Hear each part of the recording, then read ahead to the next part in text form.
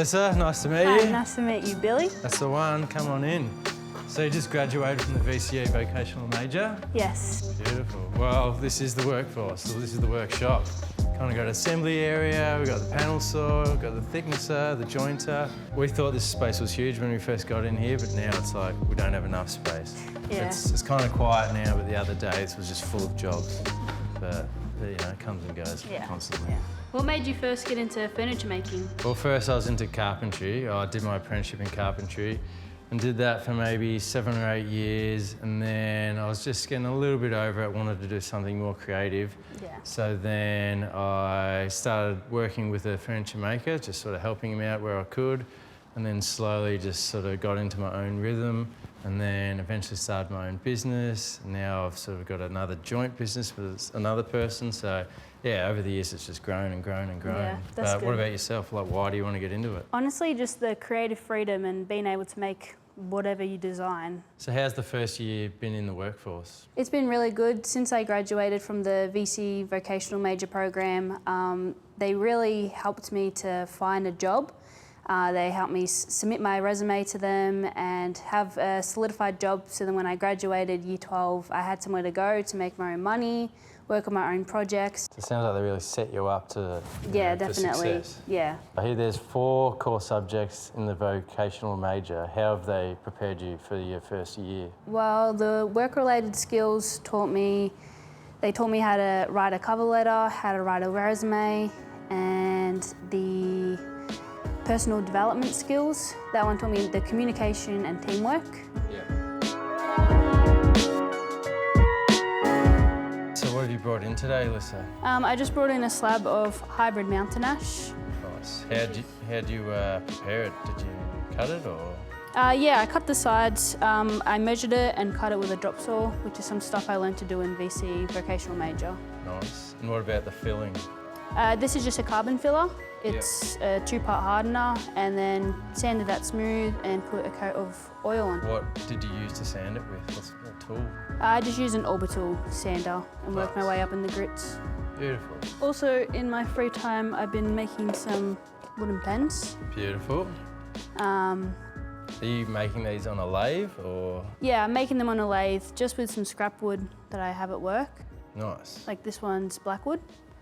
And yeah, just drill them out and spin them on the lathe, get them nice and smooth. Yeah, it's a very glassy finish you've done there. Yes, it has CA super glue on it as a finishing. Oh, yeah, cool. Yeah. Is there anything that you like to do in the workshop? Well, my process, we sort of buy the timber called rough sawn, where it's almost in this like tree form. And then we mill it up through all the machines and we get it's like a furniture grade of like perfectly square. We design everything on the computer and we'll print off plans, so it kind of makes it sort of foolproof for us. Yeah. We sort of have to liaison with architects and designers. And then, yeah, I guess my favourite bit is actually getting my hands dirty and making the actual... that's always the best part, the pieces.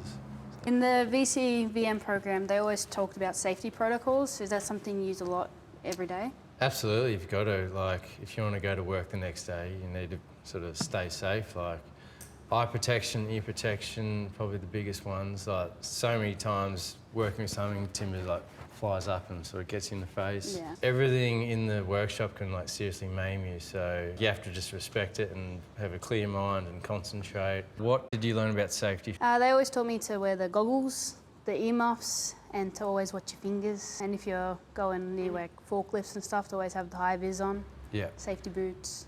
Dropping things on your toes Yeah. is an absolute day ruiner. Yeah. Alyssa, what challenges have you encountered sort of early on into your career?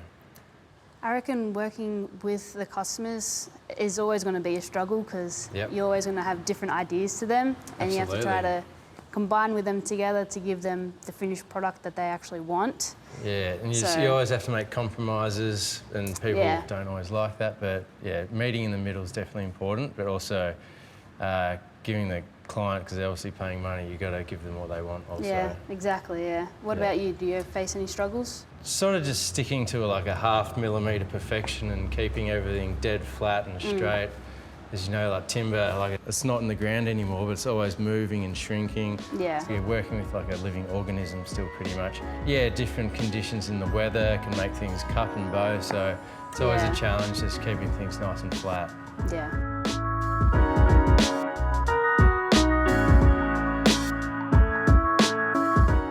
Is there anything that inspires your design work into making furniture? Definitely. Almost like jealousy, what other people are doing. Like I want to sort of emulate that, and there's like the Japanese style and the Scandinavian style. I think they're the masters of furniture making. So yeah, that's I'm always trying to get closer in that game.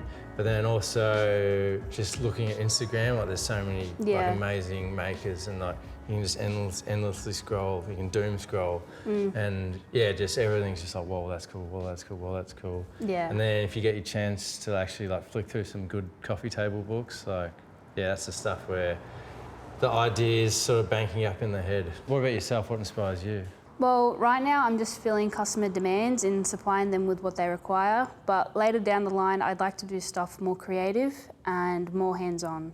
Is there anything in specific you use social media for in the business side of things? Oh, absolutely. At the start, I was just taking like photos of like little things I've made on my like personal account, and then down the line I actually made like a proper business account on Instagram.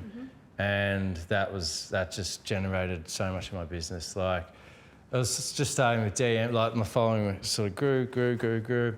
And then I did some stuff for like Broadsheet, and then got thousands of followers, and I did like a little giveaway and got a few more thousand followers. And that, yeah, it's been my bread and butter. It's like probably one of the most powerful tools there is. Yeah. Because it's not like the old days where people just rock up at knock on the door of a workshop. Like, you got to take it pretty serious and have a good catalogue and present yourself well. It's really important. That's good. Moving forward, sort of growing your brand, how do you think you'll use social media? I reckon I'll use it in the same sense that you're using it for. I've had plenty of experience on social media, growing my own modelling profile account, so I will definitely have the hang of it, and will definitely be using it in the future for furniture side of things. Yeah. In regards to social media, do you think I'm across it? Have you got any tips for me? I reckon you're doing pretty well. It's just keeping up with the posts, the stories, occasionally a giveaway, the DMs. That's basically, you've covered all the bases in that really. Sounds like I'm doing all right then. Yeah, that's what I hope to do when I eventually start my own page. Yeah, nice. When you go on social media, you see a lot of trends. Do you like to follow those trends or make what you like? A bit of both. You've got to have a sort of foot in each team. Yeah. I do a lot of work with designers and architects, so that world, the style is always constantly progressing and changing. So some things are timeless, which you got to stick with, but sometimes you got to be pretty groovy and out there. What's like, you might make that now, in a few years it might not look so cool. Yeah. But people want it now, and a lot of the things I do also for hospitality and office fit outs, which have quite quick turnovers. So every few years they might redo their office. So yeah, you got to play the game and follow the trends. Yeah. Do you like to use digital designing tools or the traditional ones? I personally, everything starts with a 2-second sketch, like, because there's no point getting on the computer and getting into the 3D modelling programs if you're not on the same page. So the quickest way is just honestly paper and pen, and then you sort of refine that, and then when you're both on the same wave, then you'll take the time to put it into the computer. Yeah, that's what the VCE Vocational Major program told me to do. Always pen to paper. Yeah. Yeah. It's the best. It's the best. Yeah.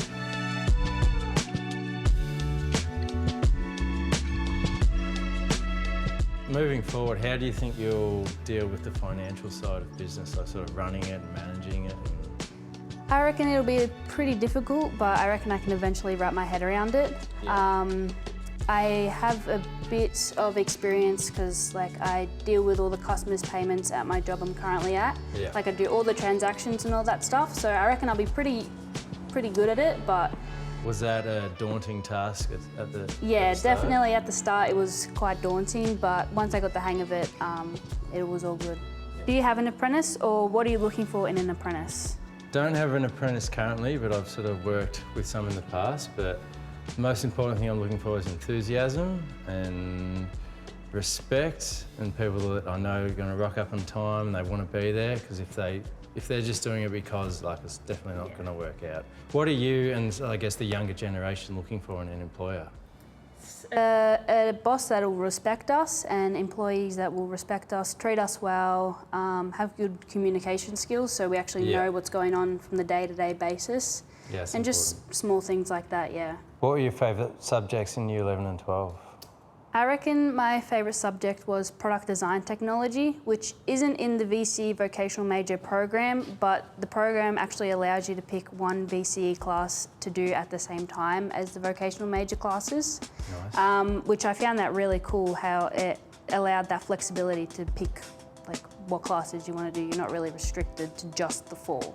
Oh, cool. Yeah. What are the biggest benefits you got out of the VCE Vocational Major?